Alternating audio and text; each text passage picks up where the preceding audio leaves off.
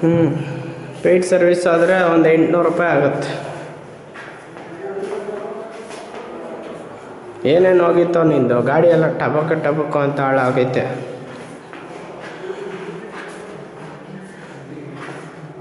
ಶೋರೂಮ್ಗೆ ಏನಕ್ಕೆ ಬಿಡೋಕೆ ಹೋಗಿದ್ಯಾ ಬಕ್ರಾನ ನೀನು? ನೀಟಾಗಿ ಮನೋ ಅಣ್ಣನೇ ಯಾರನ್ನಾದ್ರೂ ಕೇಳಿಕೊಂಡು ನೀಟಾಗಿ ಸರ್ವಿಸ್ ಸ್ಟೇಷನಲ್ಲಿ ಬಿಟ್ಕೊಂಡು ಒಂದಿನ ಹೋದ್ರೆ ಹೋಗ್ಲಿ ಅಂದ್ಬಿಟ್ಟು ಮಾಡಿಸ್ಕೊಂಬರ್ಬೇಕು ತಾನೆ. ಇವ್ರು ಶೋರೂಮಲ್ಲೆಲ್ಲ ಬಿಟ್ಟರೆ ಸರಿಯಿಲ್ಲ. ಕಲಿಸಿ ಏನು ಪ್ರಯೋಜನನಪ್ಪ ಅದು.